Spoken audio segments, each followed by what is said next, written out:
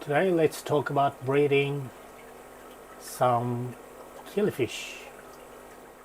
When I collect eggs of the non-annual killies, I put them in small takeaway containers in water and a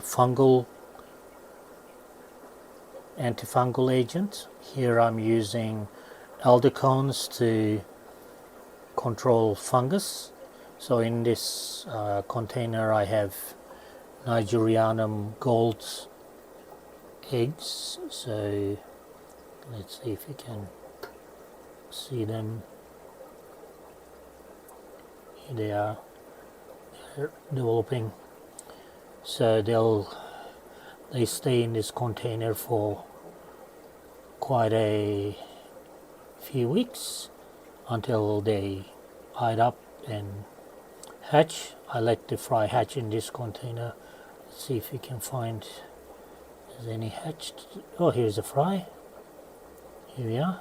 So that's a Nigerianum gold fry that just hatched, or hatched since I last checked this container, which was in the last day. So in the last, I don't know, 24 hours it hatched. And during the incubation period I changed the water of this container a number of times depending on how the eggs are looking and how the development is going. If the eggs are looking really good, maybe I delay the water change, even though you shouldn't. But if the eggs look like they're sticking to the bottom because of extra biofilm and stuff, it's always good to do extra water changes. And sometimes during the incubation period I get all the eggs out of this container, scrub the container, so that there's no biofilm left in the container, put fresh water, fresh antifungal agent, and put the eggs back in. So these fry have taken about 5 weeks to develop and hatch. Again, here are the eggs. Let's see if you can get closer so you can see the eyes in the fry in the eggs. So they are due to hatch soon. I thought I'll show you a couple of other things. So this is a different container with eggs of Parapanchax normani, and here we have some fry hatched already. So what I do is when I have fry in these containers, I use a disposable plastic pipette and I get the fry. So I don't know if you'll be able to see the fry in there. I get it with the pipette, and this is the Normani shoebox, and I put the new fry in there. In actual fact, I'm gonna stop putting new fry in this shoebox soon because it's fairly full now. So I need to start a new one, but just for demonstration purposes I'll just add a few more. Here's another fry. Here I'll just use the pipette again. Oop. After a while you get good at it. So here's the fry in there. So I'll just go on into this, and yeah, and then I'll show you also the eggs. Normani lays their eggs on the mops. So here we have a mop. Here we have an egg. So here's another egg. So I pick the eggs with my fingers.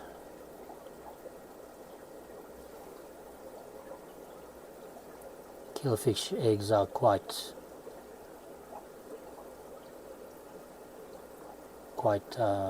robust, and you can handle them quite well as long as they're fertile. Whoop, that dropped. Well, that was handy that it went into the container. They're easy to handle as long as they're being fertilized and they're at least an hour old. They are firm enough that gently you can pick them off the mop with your fingers and add them to your container that has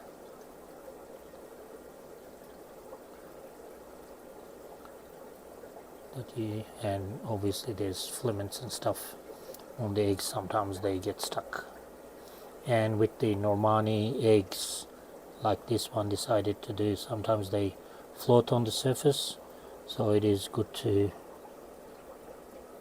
poke it down so that it is fully submerged for incubation. Thought I'll also do a close-up of the developing Normani eggs. They're all getting ready to hatch.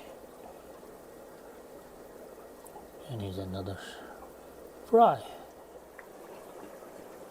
When the fish I breed gives me fewer eggs, sometimes I use smaller takeaway containers. This one's Epiplates togalensis. The developing eggs almost ready to hatch. There's actually a fry already. Well, that's good. Anyway, so these small containers are useful for breeding or incubating the eggs of fish that give me fewer eggs.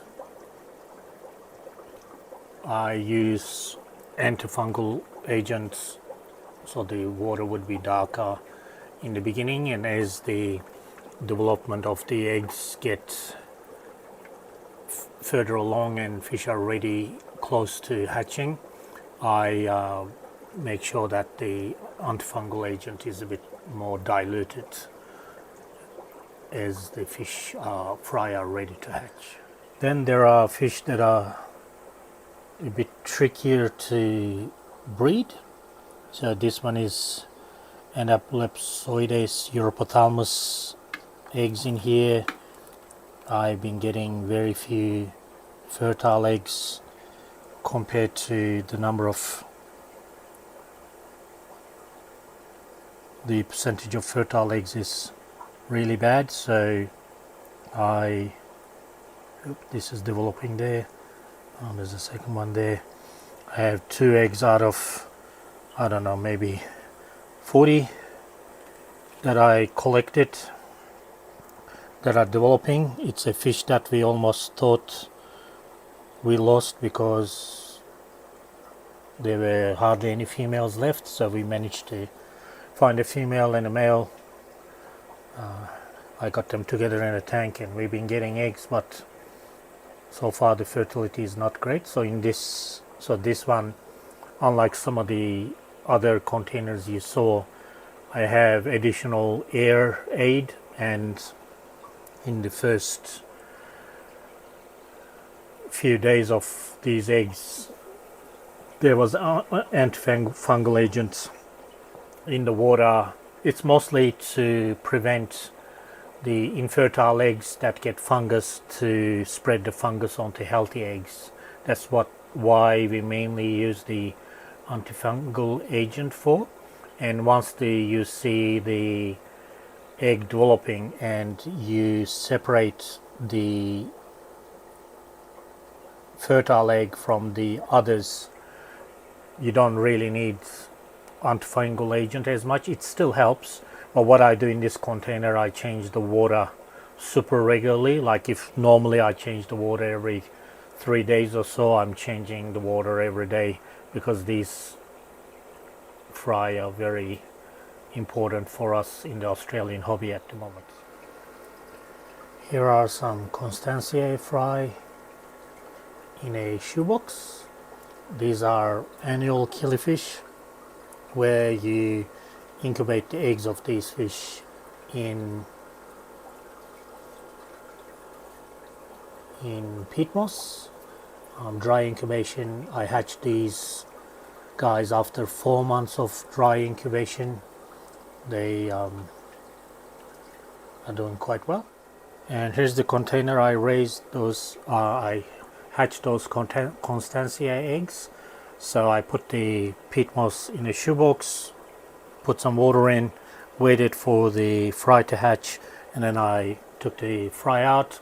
So now what I'm going to do is I'm going to re-dry this peat, store it for another 3 weeks or so, and then put them in water one more time to see if I'll get any more fry. And that's basically how we breed.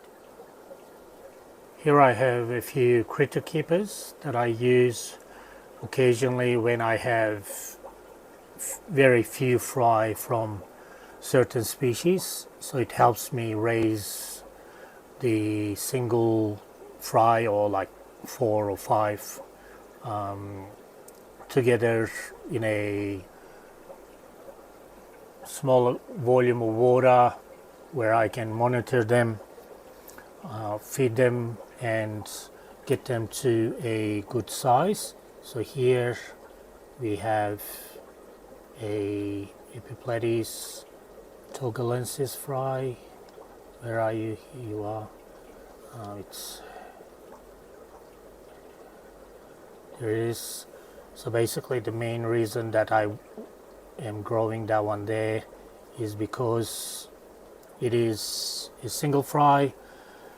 I have some older ones. If I put that one with them, they will eat them. I have a lot of eggs that are due to hatch, but this one hatched way earlier, so this one will be too big to put in with the newly hatched ones. So I keep them in these with a little bit of a plant. I just set these up. So I have togalensis, the Bitiniatum agbova in here, the Ephiosemian striatum, and the Australia gold fry in that one. Easy to feed, and then easy to raise the fry. When I hatch good number of fry, I like to keep them in shoe boxes. It's a lot easier to raise a group of fry in the same shoebox. I have auto water changing on this shoebox, so I can have it quite densely populated. So these are Poropanchax normani fry, Norman's lampi, and they're doing quite well. So the shoebox has, I don't know, 60, 70 fry in there. Quite easy to keep them in this container. And obviously I have a number of shoe boxes. This one, for example, have a fair number of Espidoras fry. It's a relative of Corridorus. So shoe boxes do work really well in the fish room. So that's a bit of eggs and fry activity in the fish room at the moment. So feel free to ask any questions for me to answer in future videos. Catch you guys later.